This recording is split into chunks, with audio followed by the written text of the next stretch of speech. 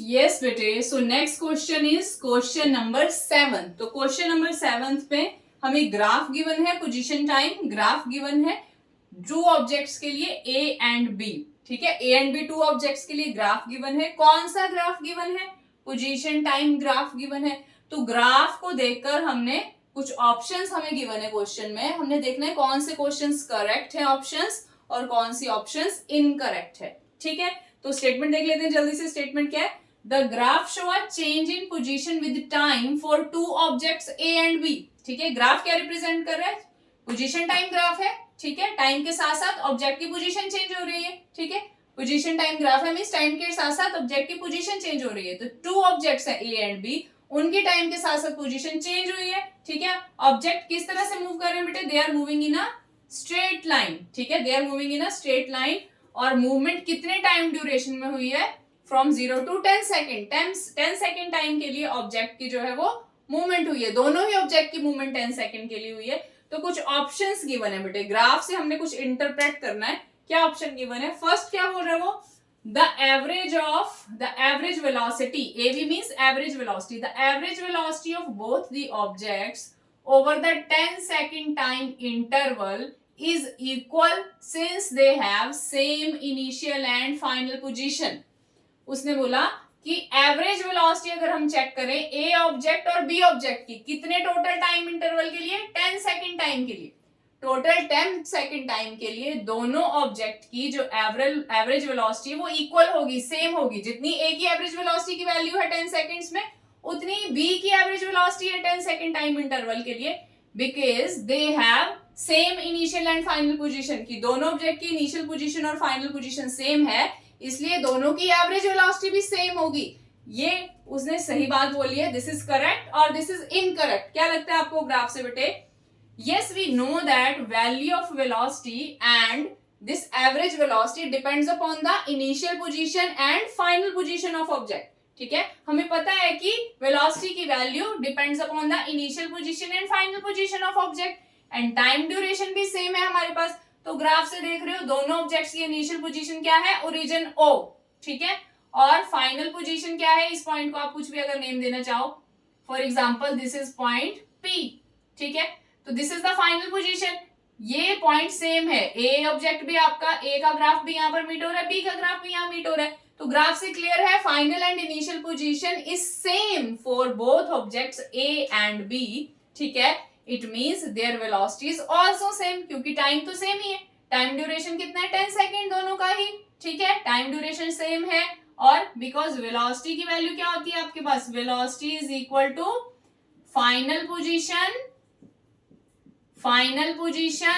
Minus initial position. Velocity is equal to final position minus initial position divide by time taken. तो final position की value यहां से आ जाती है। ठीक है, इनिशियल पोजीशन की वैल्यू यहां से आ जाएगी। फाइनल माइनस इनिशियल दोनों के लिए क्या आएगा? सेम। टाइम भी दोनों के लिए क्या सेम आएगा? 10 second.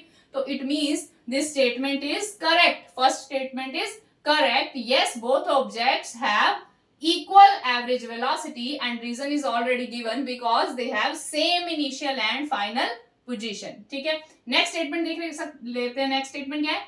The average speed of both over 10 second time. पहले एवरेज वेलोसिटी बोला बेटे उसने।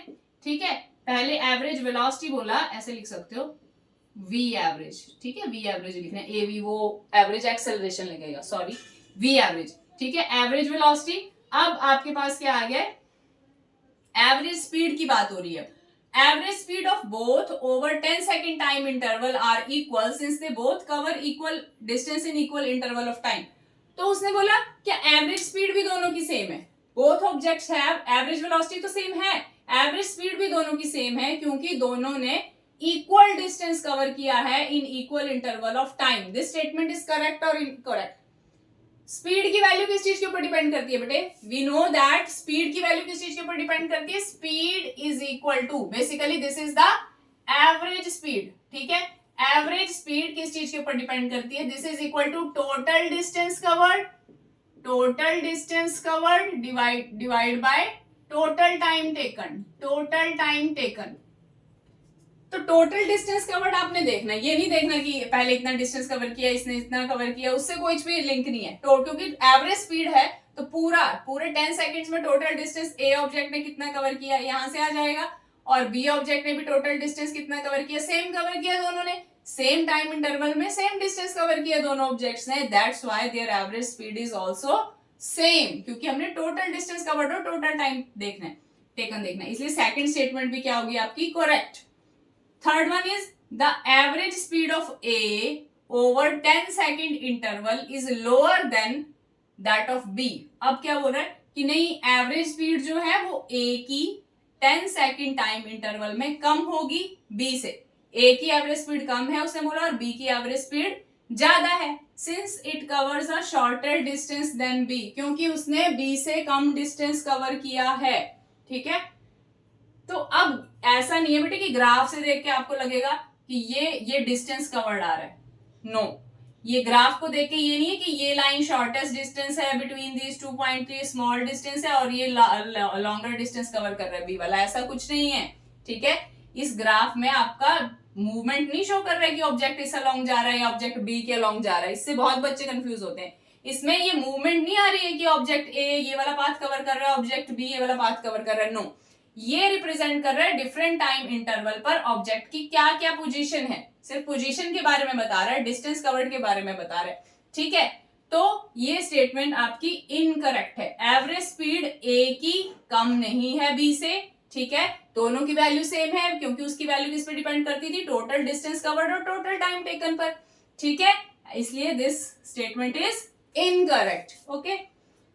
Next, average speed of A over the 10 second time interval is greater, अब उसका रिवर्स बोल दिया कि 10 सेकेंड टाइम में ए की एवरेज स्पीड ज्यादा है बी से, ठीक है, क्योंकि कुछ सेगमेंट्स में उसने क्या बोला, because since B's speed is lower than A in some segment, कि कुछ सेगमेंट में बी की स्पीड कम है ए से, ठीक है, क्या बोल रहा है वो, average speed A over 10 second time interval is greater, ठीक है, एवरेज स्पीड ए की ज्यादा है बी से, क्यों, क्योंकि बी की स्पीड ए से कम है कुछ सेगमेंट्स में, ठीक है, दिस इज ऑल्सो इनकरेक्ट, क्यों, क्योंकि एवरेज स्पीड की वैल्यू इस पर नहीं डिपेंड करती कि एक पर्टिकुलर बीच में से किसी टाइम इंटरवल में किसी की स्पीड कम है, किसी की ने ज्यादा डिस्टेंस कवर किया है, किसी ने कम डिस्टेंस कवर किया है, एवरेज स्पीड की वैल्यू डिपेंड करती है total distance covered and total time taken पर, वो सेम है दोनों ऑब्जेक्ट्स के लिए, इसीलिए दोनों की एवरेज स्पीड और एवरेज वेलोसिटी सेम होगी, इसीलिए this statement is also incorrect. तो बस इस बात का ध्यान रखना कि यहां से नहीं देखना है कि ऑब्जेक्ट इधर जा रहा है फिर ऑब्जेक्ट इधर गया, वो नहीं है, ऐसा कुछ नहीं रिप्रेजेंट कर रहा, पाथ कवर्ड बाय ऑब्जेक्ट नहीं रिप्रेजेंट हो रहा ग्राफ में आपका, ग्राफ में आपके डिफरेंट टाइम इंटरवल पर दोनों ऑब्जेक्ट की क्या पोजीशन है, कितना डिस्टेंस कवर कर चुके हैं, वो चीज रिप्रेजेंट हो रही है, ठीक है। तो अच्छे से इन बातों का आपने ध्यान रखना है। नेक्स्ट क्वेश्चन देखते हैं।